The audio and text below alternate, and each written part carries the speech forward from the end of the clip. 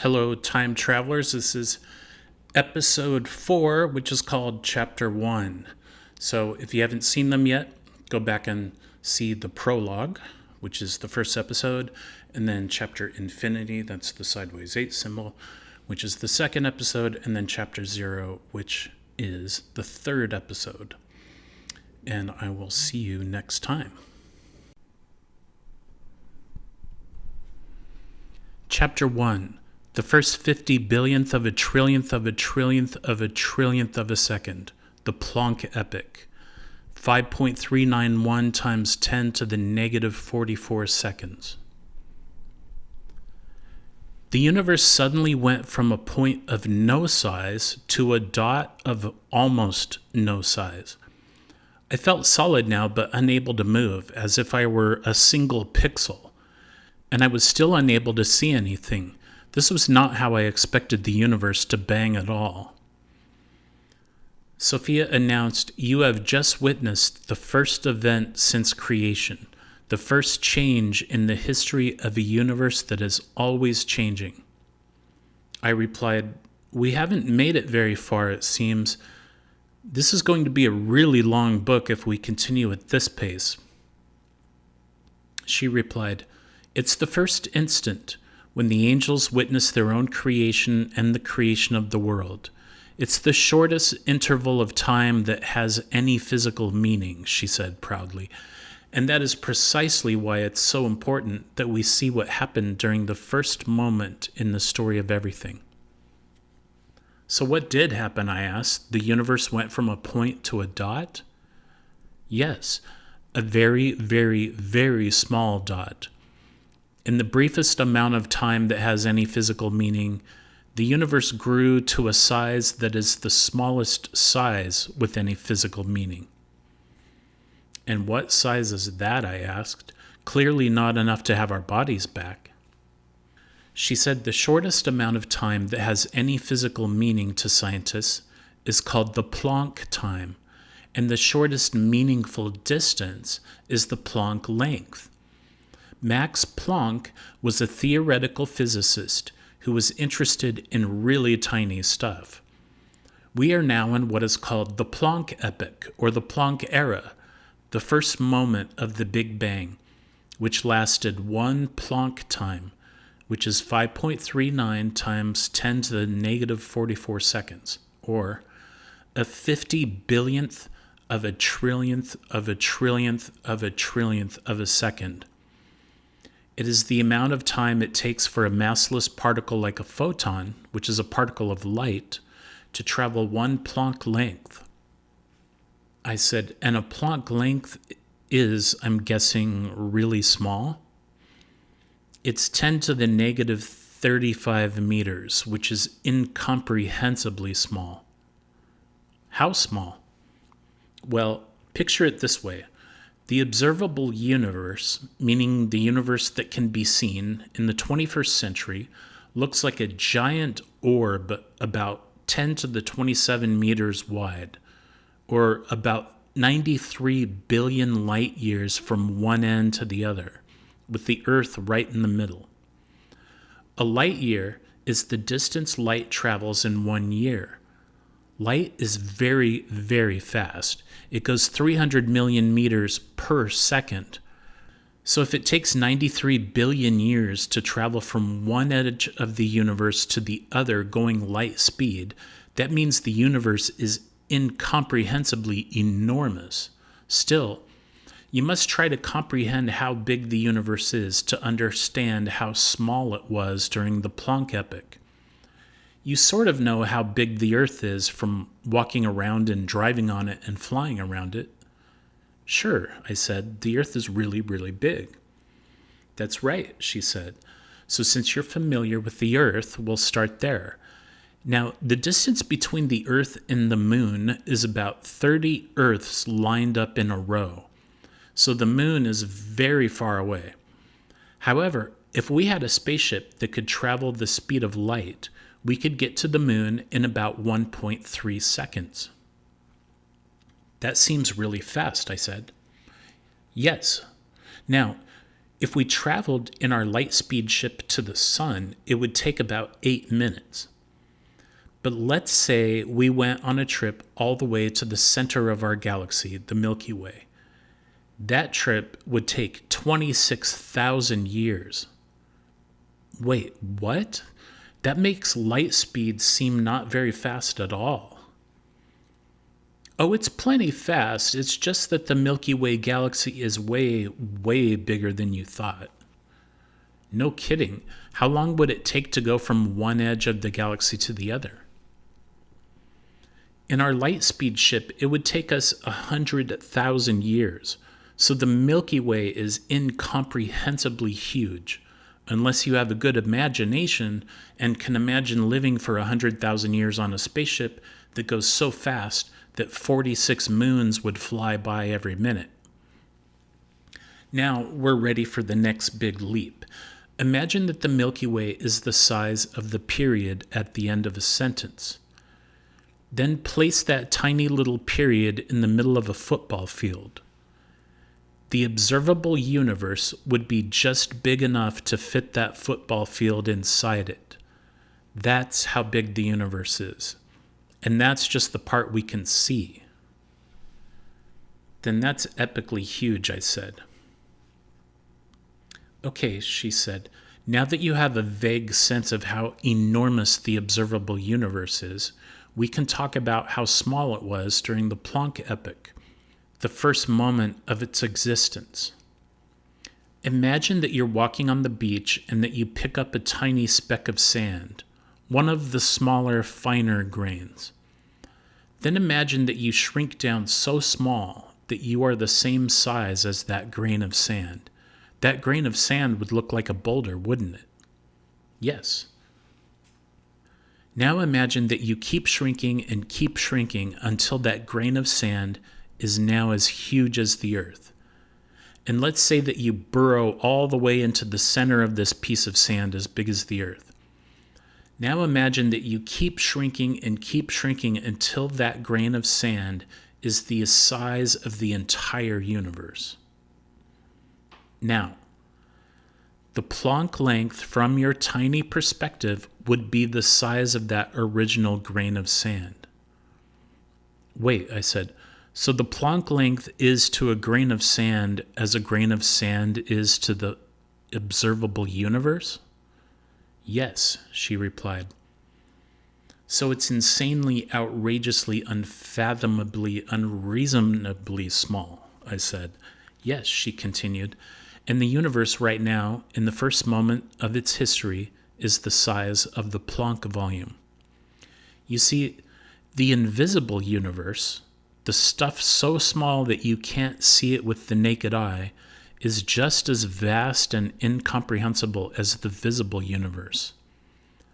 One more way of looking at this is that if you were 1 Planck length tall, a single atom would be the size of the Milky Way, and a single proton would be about 1 light year wide. I said, and I'm guessing a Planck volume means a Planck length deep, wide, and tall, right? Yes, she said. And I continued, and that would mean that there are as many Planck volumes in a grain of sand as grains of sand you could pack inside the universe. That's correct, she said. The universe, in other words, is 10 to the negative 35 meters wide right now, the smallest size with any meaning. And here's something the angels find fascinating, Sophia said. The human egg is a single cell about the size of a small grain of sand. So every human being, when he or she first comes into existence, is halfway between the smallest thing in the universe and the universe itself. That's fairly mind-blowing, I said, after taking a moment to think about it. But why can't we go even smaller than the Planck length? She said, we can divide space into smaller and smaller parts forever, theoretically. But in the physical universe of matter and energy, no quantum, or piece, so to speak, of matter or energy or the space it inhabits can be smaller than the Planck length. A shorter distance would have no meaning to scientists because two supposedly different points within one Planck length would look indistinguishable from the other. The Planck volume, then, is truly the smallest quantum of space-time that is understandable, and thus it is the smallest known thing in the universe, while the universe itself is the largest known thing. And so the size of the newly conceived human in its first instant is exactly midway in scale between the Planck volume, or the size of the universe at its first instant, and the size of the entire visible universe, the biggest and smallest things. That can't be a coincidence, I said. It's not. First, because the human person is, in a sense, a microcosm of the universe. And second, because animal bodies are the most complex systems in the universe. Animals all happen to range in size from a little smaller than a grain of sand to giant whales. Why is this, I asked.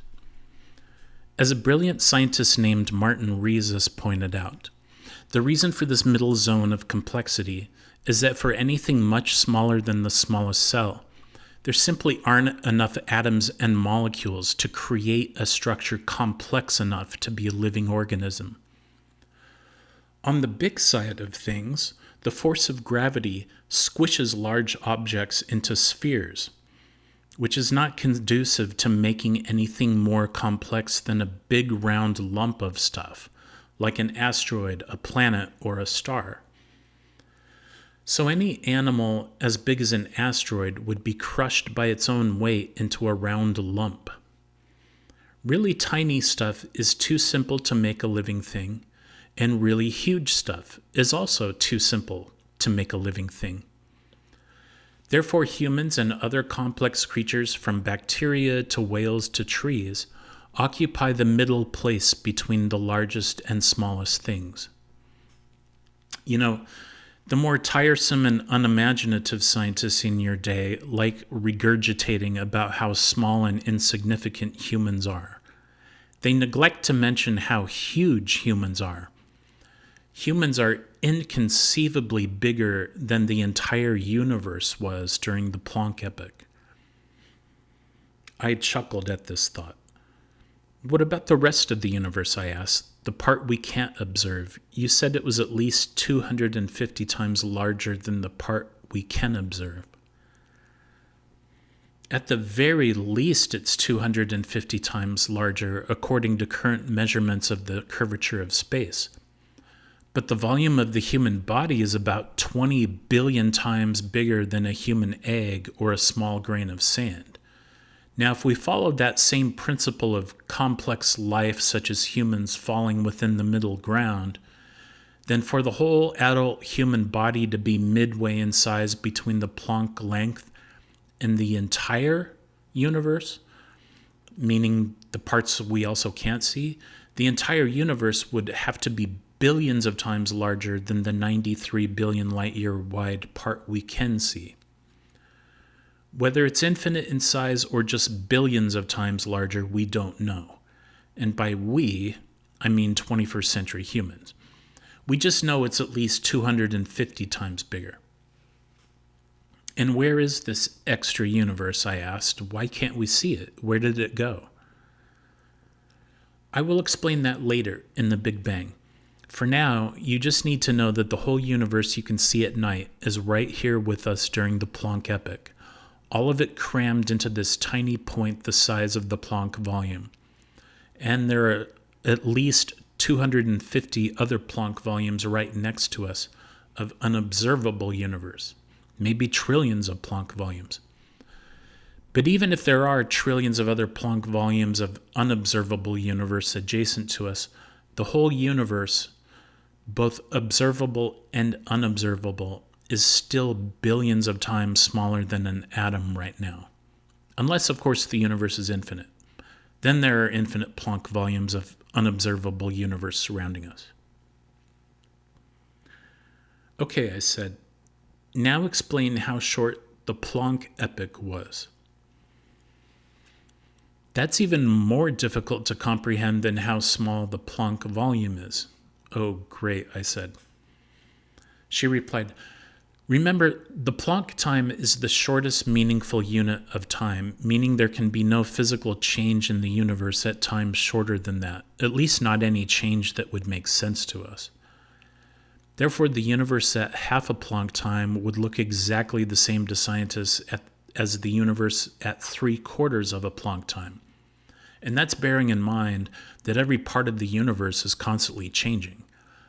The Planck epoch lasted 1 Planck time, which is why it is pointless for us to see what the universe looked like at times shorter than this. There simply was no meaningful difference to observe. You had the universe at 0 seconds, which was a sizeless point, and then you had the universe during the Planck epoch, which is this tiny dot we're now in.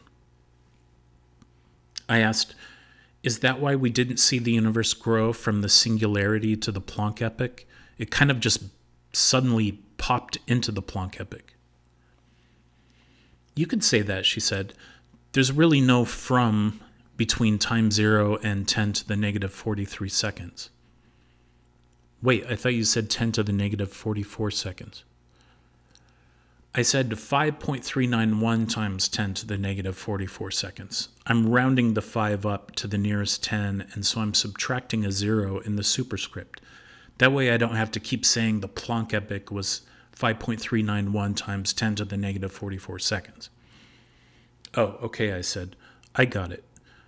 So there was no from between the singularity and now. Why? She said, because space and time hadn't really untangled themselves from the pure potential of the singularity. And that's why the Planck epoch is often described as a chaotic space-time foam. There was no direction to space or time, which is why I could show you a vision in which the angels could see their own creation unfold, as well as watch the creation of the universe, even though they were simultaneous events.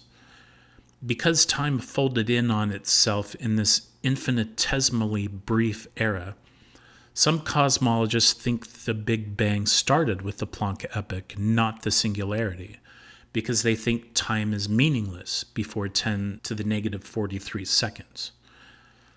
In a sense, they're right, because time and space were merely potential forms in the formless prime matter of the singularity.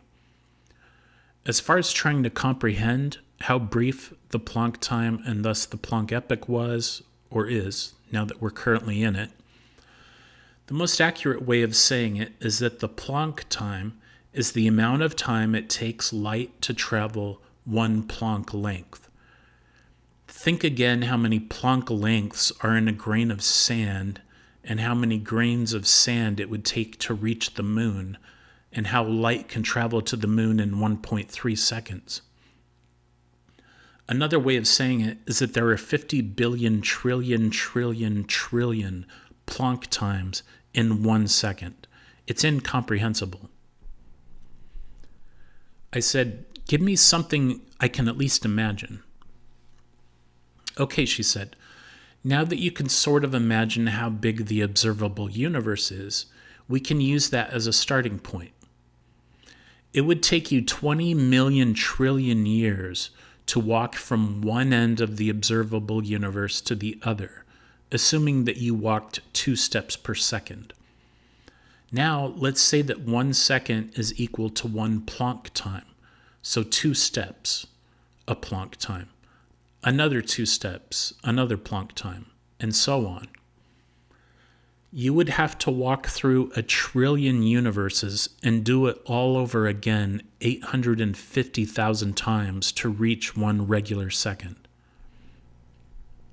Okay, I laughed. Let's just move on then. What is the universe like during the Planck epoch, since I still can't see anything? She said, first, it is incomprehensibly dense because everything you know in your universe is crammed into this tiny point. What is density, I asked. It's the amount of stuff in a certain amount of space. A diamond is far denser than air because a diamond has many, many times more atoms in a given amount of space than air does. And since the Planck volume is the tiniest amount of space, and all the stuff of every atom that will ever exist is packed in here, the universe is obviously trillions and trillions of times denser during the Planck epoch than an entire planet full of diamonds crushed into one tiny diamond. Second, she continued, because of this incredible density, the temperature is the Planck temperature, which represents the greatest amount of heat that has any physical meaning. It's 10 to the 32 degrees, or roughly 10 trillion times hotter than the exact center of the sun. Which degrees, I asked, Celsius or Fahrenheit? Kelvin, she replied. But Celsius, Kelvin, and Fahrenheit are all basically the same at temperatures this high. They're all 10 to the 32. For the purposes of our story, you only need to start paying attention to which is which at temperatures below about 10 to the 9 degrees, which is a billion degrees. These unimaginably extreme conditions are the reason the early expansion of the universe was so violent that we think of it as an explosion. So even though the Big Bang wasn't technically an explosion, but rather the expansion of the universe, it was incomparably more violent and extreme than the most powerful nuclear explosion conceivable. So why do we call it the Big Bang, I asked. It seems like such a wimpy name. We should call it, I don't know, the ultra mega super colossally catastrophic hyper monumental shriek blasting skull melting jiggle bouncing mind stomping cataclysmic maximum heavy really really bigger than big very hugely enormously immensely ultra intense mega nuclear space kablooey or something like that. Well, she said, that's probably too cumbersome for textbooks, but that would indeed be more appropriate. So, what did happen during the Planck epoch? I asked. Remember, she said, nothing really happens in a time so short that nothing really happens. Oh, right. But at least describe what the universe is like right now and why I can't see anything. She replied, the most important thing to know about the universe during the Planck epoch, other than its tiny size and brief existence, is that its contents were very simple. Remember that at time equals 0 seconds, the universe consisted of nothing more than prime matter and formless form. Now, in the Planck epoch, prime matter has been stretched out by the expansion of space and time into something at least sort of tangible.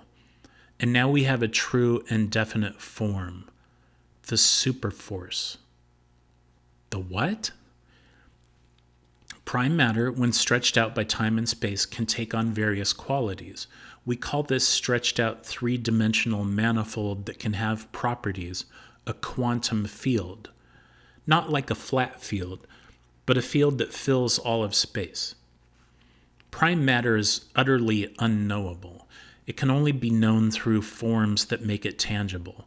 Fields, invisibly stretched out by space and time and filled with energy, are as close as we get to prime matter, and yet even fields are unknowable in a way. They are invisible and can't be observed under any microscope. Their existence can only be inferred from observing their effects. They're not made of stuff other than prime matter and form, and prime matter isn't stuff either. It's just pure potential, pure potency, while the form is what makes a field the kind of field it is, as opposed to another kind of field. Fields are simply the place where certain kinds of interactions between particles can happen. Particles themselves are nothing more than waves or ripples in the fields. But fields, as intangible and mysterious and next to nothing as they are very real and are the foundation of the physical universe. In fact, you could say that the universe is just fields. I replied, this sounds like science fiction. invisible fields of energy, and everything is made of this invisible ghost stuff? Sophia replied, don't dismiss something just because you can't see it. Have you ever put two magnets near each other and they suddenly snap together? Or turned them the other way around and then they repelled each other? Wasn't that an invisible force? Oh yeah, you're right. It kind of was like a magical, invisible power. She said, the universe essentially consists of dozens of these invisible fields that are everywhere and permeate all of space. These fields are filled with certain quantities of force and energy. A quantum of energy or force can be thought of as a vibration in the field. A fundamental particle, which is a particle not made up of smaller particles, is essentially an excitation in a field. It's a vibration of the field itself. Think of a wave traveling through the ocean. The wave doesn't really exist in a material way. It's just a localized bundle of energy, an excitation, a ripple of the ocean itself. The universe at its most basic then is fields and their ripples, which are the fundamental particles. That's it. That's the entire universe. All matter and energy, the food you eat, your body, electricity, airplanes, it's all just invisible fields made of pure potential and form, wiggling in certain ways. I asked, what kinds of particles are there right now? She said, if there are any particles right now, they all have the same wavelength because they all must fit within a Planck length, which means that they would all be indistinguishable from one another. Thus, perhaps you could say that there is only one wave and one field.